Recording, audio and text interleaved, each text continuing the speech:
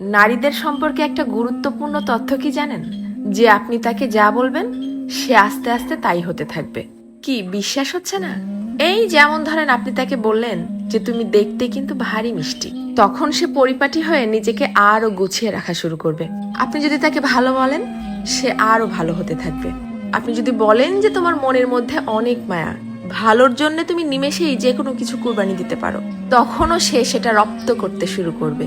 কিন্তু যখনই আপনি তার খুঁত ধরা শুরু করবেন, তার ছোট ছোট ভুলগুলোকে বড় বানিয়ে তাকে সবার সামনে অপমান করে ছোট করবেন, সে এটা পারে না, সে ওটা করে না, সে একজন বেয়াদব, সে একজন অসভ্য, মুখে মুখে তর্ক করে, সে একজন মারাত্মক রাগী তেজি জিদ্দি মহিলা, এ ধরনের কথাগুলো যখন তাকে কষ্ট দিয়ে বলবেন, সে কিন্তু আস্তে আস্তে তাই হতে থাকবে। কারণ তখন সে ইতোমধ্যেই জেনে গেছে যে আমার আর ভালো কিছু প্রকাশ করার মতো কিছু নেই।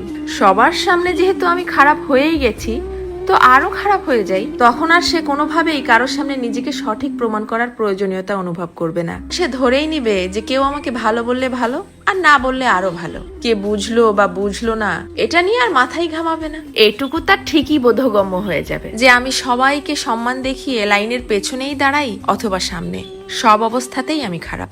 আর এভাবেই আস্তে আস্তে আপনি তাকে হারিয়ে ফেলবেন। আর একজন নারী কখনোই একদিনে বা একটা কারণে নিজেকে সরিয়ে নেয় না, এর পেছনে থাকে কোটি কোটি কারণ। এজন্যই কথাই আছে না যে কথাতেই জয় আবার কথাতেই ক্ষয়। কারো ভুল ধরিয়ে দিতে হয় একান্তে, সবার গোপনে। আর কারো প্রশংসা করতে হয় তাকে সামনে রেখেই সবার সামনে। কারো প্রশংসা করাও কিন্তু একটা মহৎ গুণ, যা মানুষের স্বভাব এবং আচরণকে নিমিষেই পরিবর্তন করতে পারে। মানুষ কথা তো বলতে শিখে যায় 2 বছরে, কিন্তু কোন কথা কোথায় কিভাবে বলতে হবে সেটা হয়তো শেখা হয় না 50 বছরেও। এটাও কিন্তু মানুষের জীবনের একটা বড় ব্যর্থতা।